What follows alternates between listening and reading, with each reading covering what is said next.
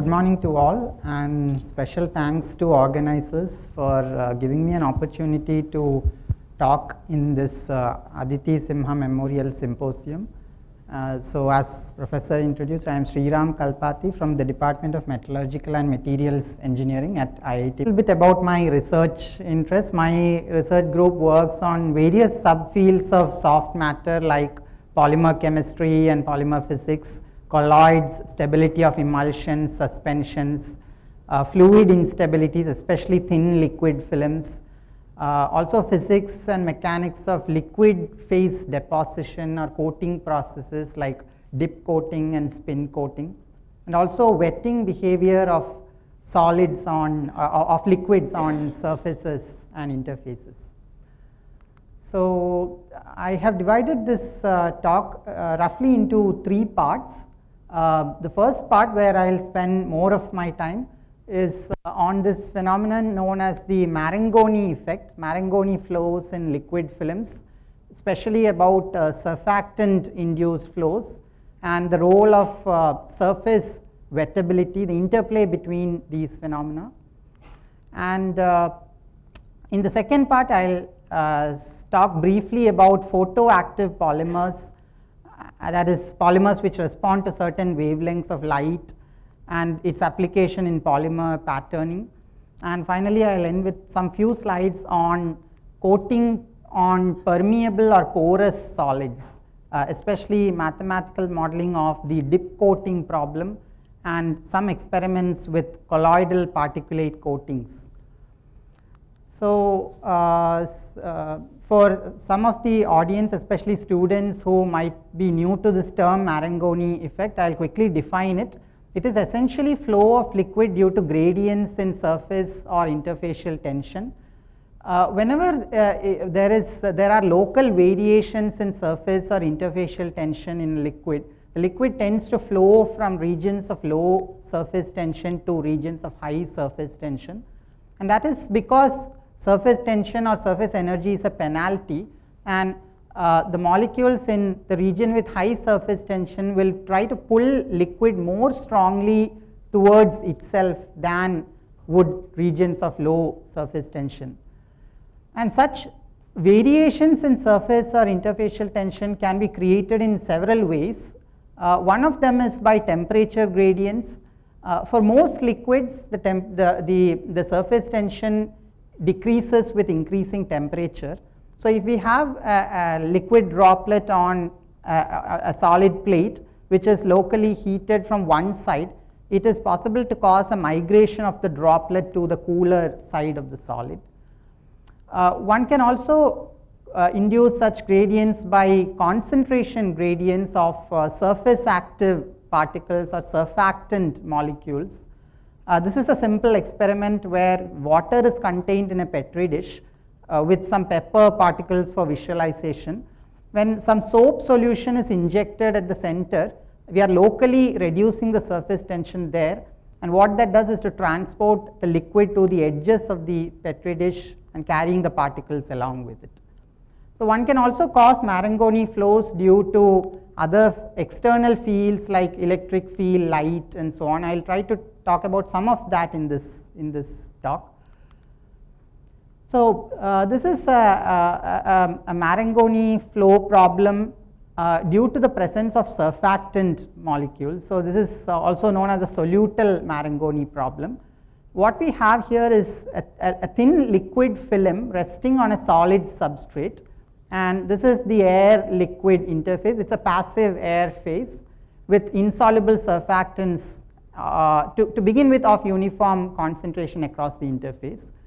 So this is a thin liquid film, and what I mean by a thin liquid film is that its mean height or thickness is much smaller than the characteristic lateral length scale, which could be, for example, the wavelength of a typical interfacial perturbation.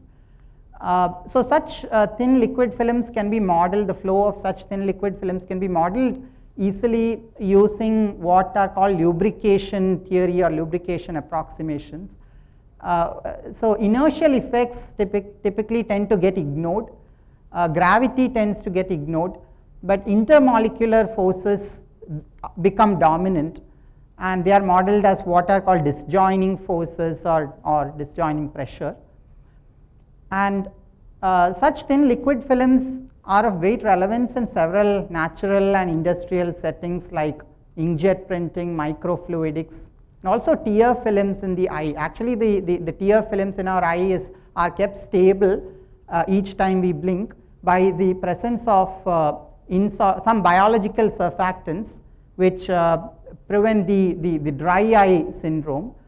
And what we did as part of this work is to understand what happens to the fate of this liquid film. So the intermolecular forces or the disjoining forces are modeled as van der Waals type of interactions, which will eventually cause breakup of the film. So what we tried to understand is how is something about the breakup time and what are the mechanisms behind that. So we modeled it starting from mass and momentum conservation equations, as well as the particle advection diffusion equation, and we can derive a set of coupled partial differential equations for the film thickness or the height, as well as the particle surfactant concentration. And we see here that the local rate of change of height is a function of various things, various flow contributions like Marangoni effect, the disjoining forces, capillarity, and additionally the particle concentration is also a function of the surface diffusion.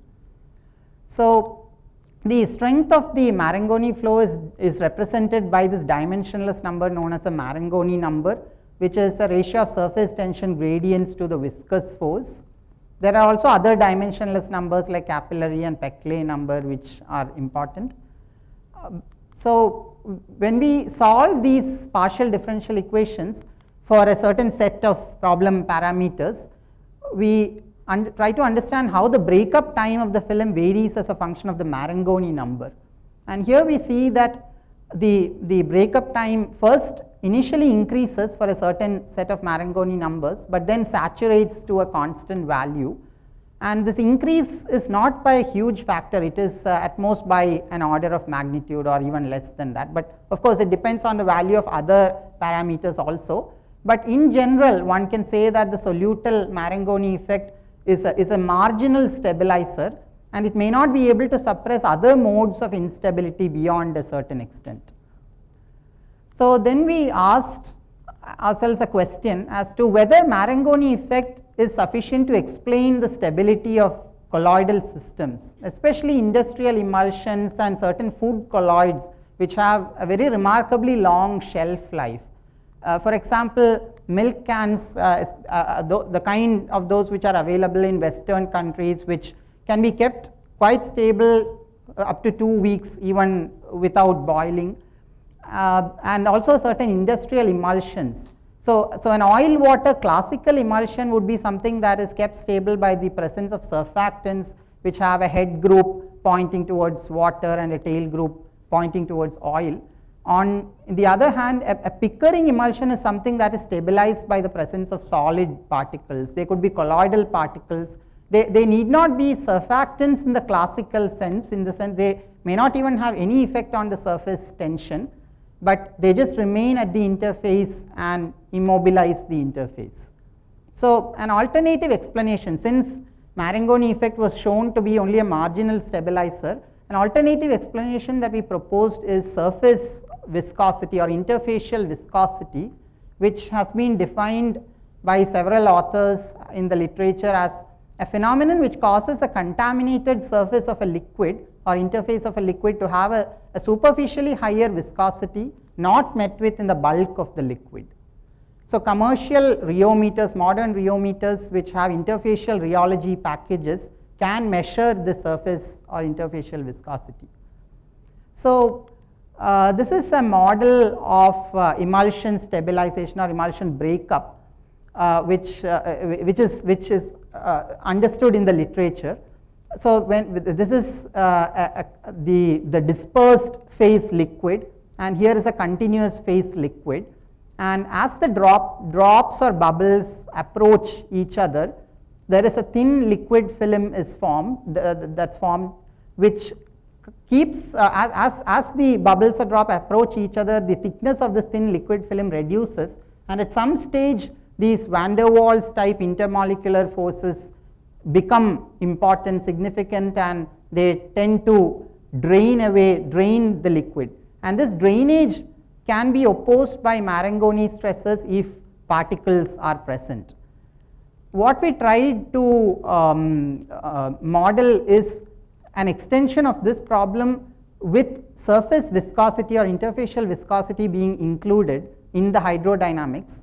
So here we model this as a two interface problem with surface active particles, again insoluble surface active particles at the two interfaces, and we included surface or interfacial viscosity into the model as an extra term. Basically it affects the tangential velocity, so it causes an extra tangential stress just like Marangoni force does. And in this particular model we have surface viscosity varying non-linearly with the particle concentration in such a way that it would diverge at a certain concentration which might be called a jamming concentration. So with the modified model, here is how the interfacial velocity or the tangential velocity of the liquid at the interface changes with particle concentration, increasing concentration. We see that there is a drastic drop to almost zero as the particle concentration reaches a very high, in this case called the jamming concentration, and accordingly the breakup time of the film also rises sharply. So that leads us to say that arbitrarily high breakup times might be made possible by tuning the particle concentration at the interface. And if you have a look at the shape of the interface or the interface profile for different particle concentrations, the black one is for a relatively low concentration where we have a cusp like shape, but at a very high concentration the red colored curve is the eventual breakup is inevitable. There is intermolecular forces in the model which will cause eventual breakup, but you see that majority of the interface is flat and unperturbed, and that's because surface viscosity has rigidified the interface and made it immobile in the very close to jamming limit concentration. And this might offer a fluid mechanical route for stabilization of films, foams and emulsions. So this is another extension of this solutal Marangoni problem. Here we have again the same kind of thin liquid film resting on a solid, but now a chemically heterogeneous solid which has alternate patches of less wettable and more wettable domains. So we know that when there are wettability variations, the liquid would like to be pushed out of the non-wetting region and stay on the wetting region. We try to study the effect of spatial variations in the surfactant concentration. So I said that initially we had a uniform surfactant concentration, but if there are spatial variations as an initial condition in the surfactant concentration relative to the wettability of the substrate below it, or in other words, can we control, if it is possible to control the size of the surfactant deprived zones or the surfactant excess zones relative to the size of the non-wettable, wettable domain length scales, what happens to the stability of the interface? So this is a very theoretical result, but there are ways to control, experimentally there are ways to control surfactant concentrations locally. There are multiple techniques to do that. Here we have a certain initial distribution of the surfactant which is very high at the edges of the domain, which are more wetting regions, and very low at the less wetting region in the center. And what we see eventually as the film evolves is that the height of the interface takes a shape like this, where breakup is prone to happen at the more wetting region and liquid accumulation happens at the center in the less wetting region, which is a counterintuitive result. And the mechanism which can possibly explain this is the two competing flow contributions. So we have a wettability gradient driven flow which pushes liquid out of the less wetting region, but because there was initially a driving force due to the low surface tension here, due to the surfactants, the Marangoni flow fights it and causes all the liquid to accumulate here. So this is, with this I'll go to the second part of my talk, which is on photoactive polymers. One of my students worked with a specific light responsive polymer called azo-PU or benzene based polyurea.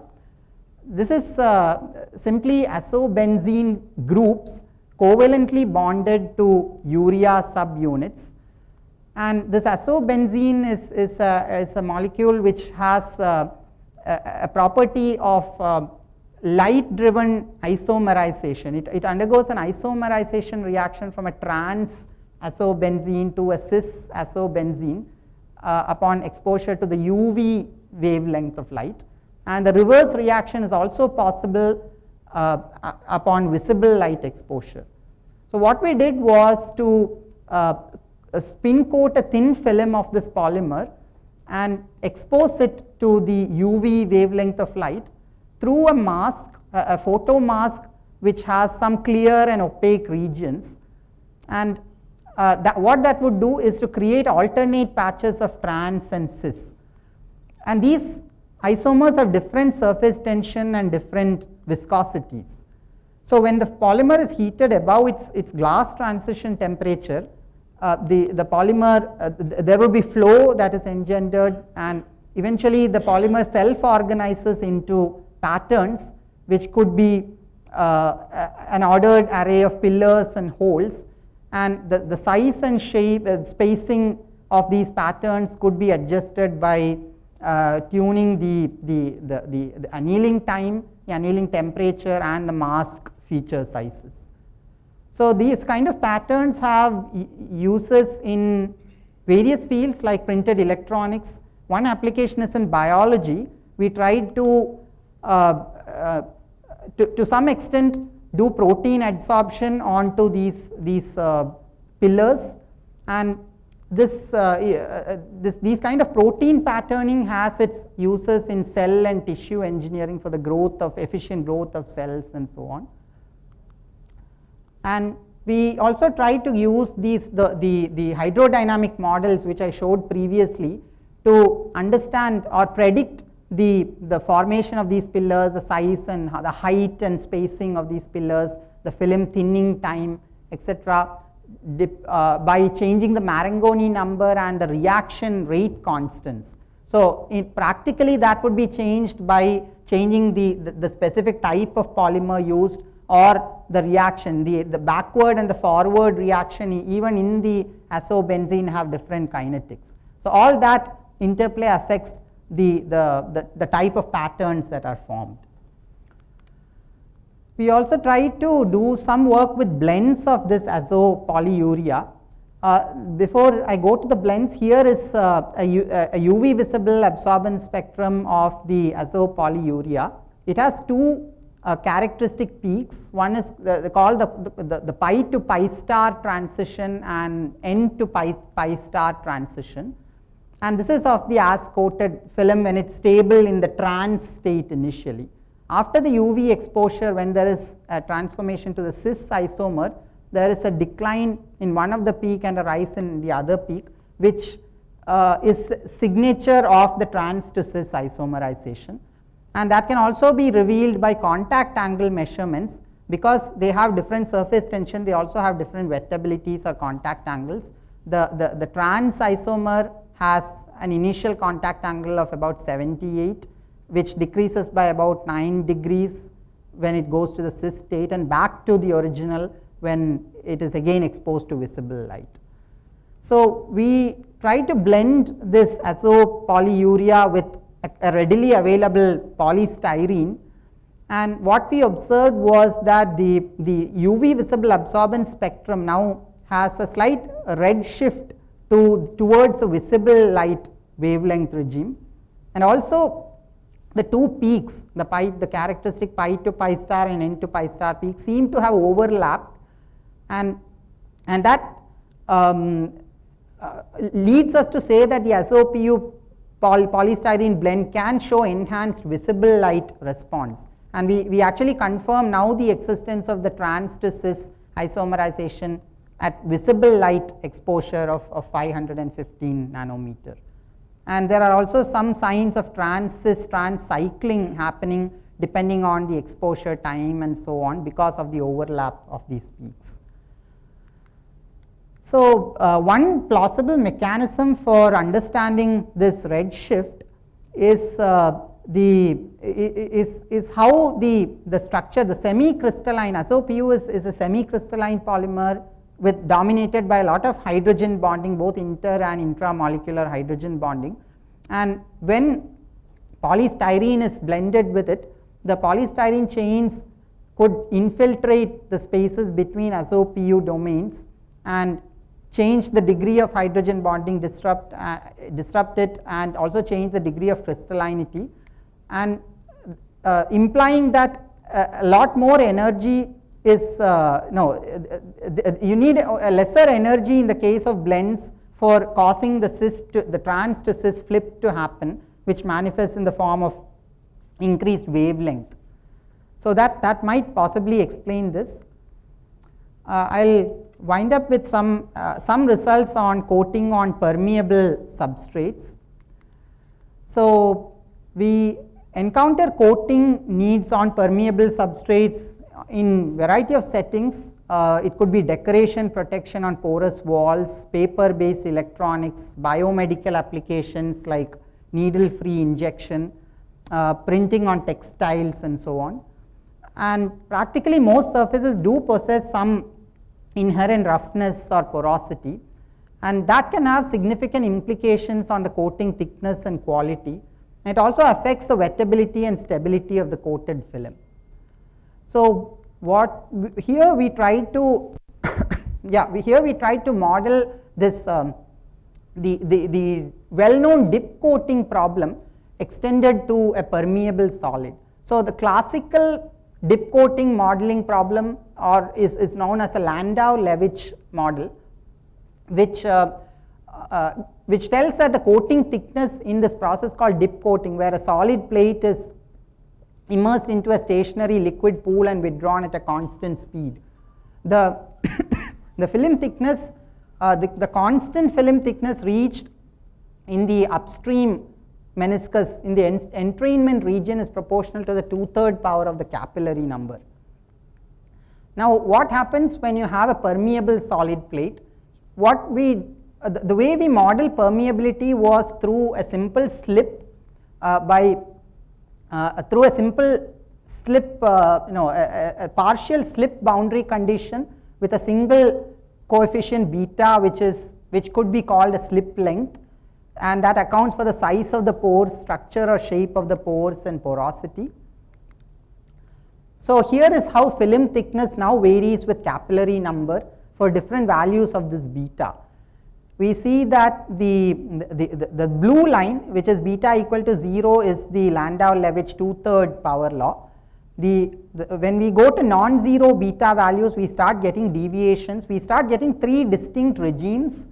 At the very low capillary number end, we have a film thickness independent of capillary number, and towards the higher end we have the curves overlapping with the Landau-Levitch curve, and the intermediate zone we have some kind of a distorted power law. And this is happening because the slippage, the liquid slippage, is affecting the meniscus shape.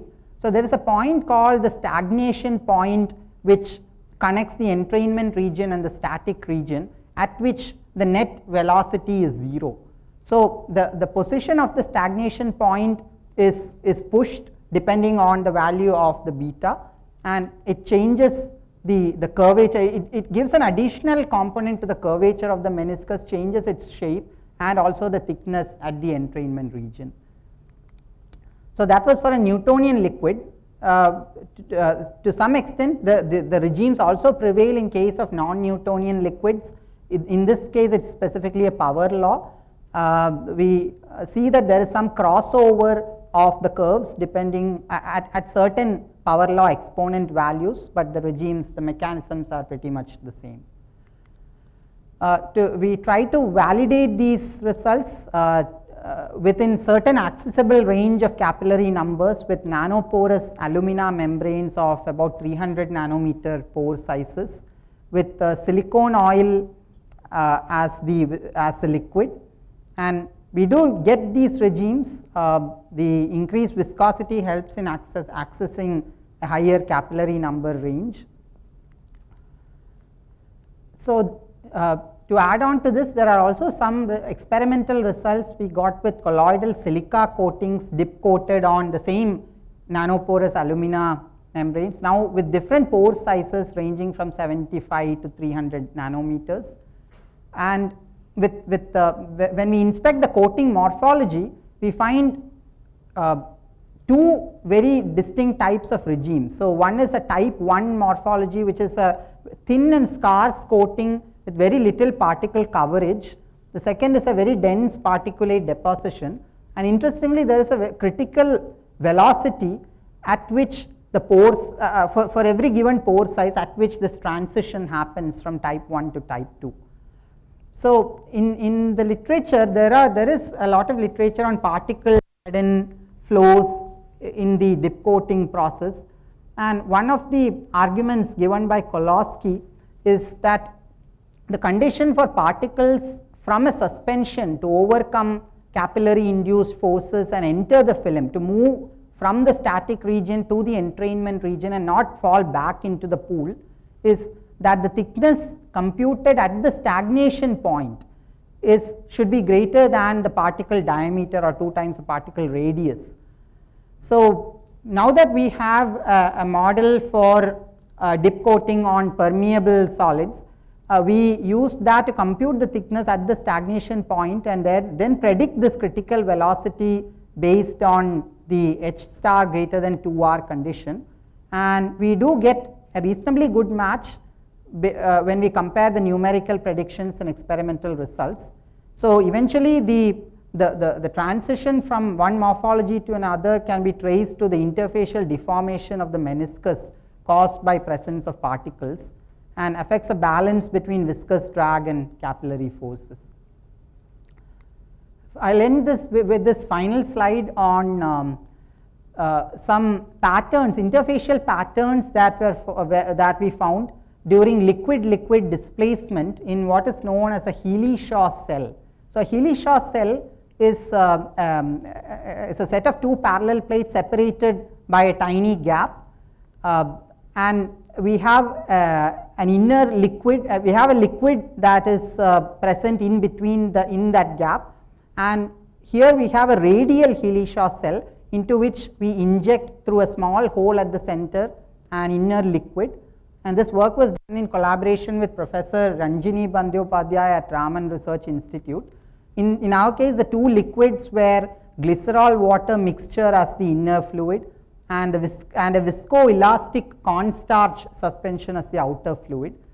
Now because the viscosities are very different, the inner fluid is displacing the outer fluid, and due to the viscosity mismatch there are patterns, the interface is not smooth, but there are some kind of patterns, and we tried to predict the spacing between these the sharp protrusions at the patterns, the wavelength of the interface using a linear stability analysis, and we found that the fingering instability can be overcome by tuning the viscosity of the displacing fluid and of course the concentration dependent elasticity of the displaced fluid, and that can be useful for enhancing the efficiency of displacement in pipeline transport applications, which are quite common in the food industry, personal care products and oil recovery. So with that I will conclude. So surfactants in liquid films can reverse flow, and that we showed that it can mimic the swapping the roles of wettability patterns on a solid. The surface viscosity could provide remarkably enhanced film stability. In photoactive polymers, we saw the occurrence of photo-induced Marangoni effects, which can be utilized for patterning films, and the azo-PU polystyrene blends were shown to exhibit greater photoactivity in the visible light spectrum. And in the case of coating on permeable substrates, we saw the variation that dip-coated film thickness exhibit from the classical Landau-Levitch relation with the existence of 3 regimes based on capillary number, and a threshold withdrawal speed that is required to pull sufficient particles into the meniscus in the case of colloidal particulate dip coating, which increases with increasing pore size of the membrane. So I thank my research group students, both past and present, and collaborators with whom some of this work was done, and funding that from SERB, Ministry of Education, and IIT Madras.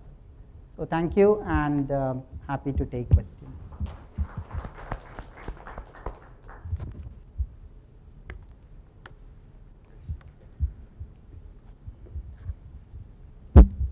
Thank you for the nice talk. So in the first part of the talk, you talked about the viscosity assisted stability of the films, where you are getting a jamming of the colloidal suspension which leads to the stability. Does the particles aspect ratio affect this behavior? This was a really simplified model where we have we don't worry about the particle aspect ratio, particle chemistry, and so on. We just have just a single expression where the surface viscosity is this is something similar to the Krieger-Doherty model, where the viscosity is proportional or changes with the particle concentration. But if we need to model more complex effect, then this can accordingly be changed. So we could add factors in here which account for particle size, shape, and so on. Okay. The other question is regarding the permeable membrane. So does the model accounts for the variation in the surface wettability because of the porosity, or is it the same wettability but just account for the porosity only? Yeah, that's a good question. So this is in the classical Landau-Levitch model, that is meant for a perfectly wetting solid. The contact angle is 0. But it is, and we have just extended that here also, but it is definitely possible to have a model which accounts for the contact angle, and that would change the results. Here in the present model, it was just a single slip factor which. So there is no effect on the wettability that has been considered, because porosity will change the wettability of the surface. Yeah, not in this model, but yes, of course it will change the wettability. Right. Thank you. Slide. Okay. So how it was possible to suppress it completely by playing with the viscosity only, or? Yeah, making the viscosity ratio closer to viscosity of the inner fluid closer to that of the outer fluid, or the elasticity. Tuning the elasticity. If you want very spacing between these protrusions closer to 0 would mean you have a close to smooth interface, and so you change this value, or and we have similar predictions based on elasticity, a Weisenberg number of the system. I see. Okay. All right. Yeah, thank you.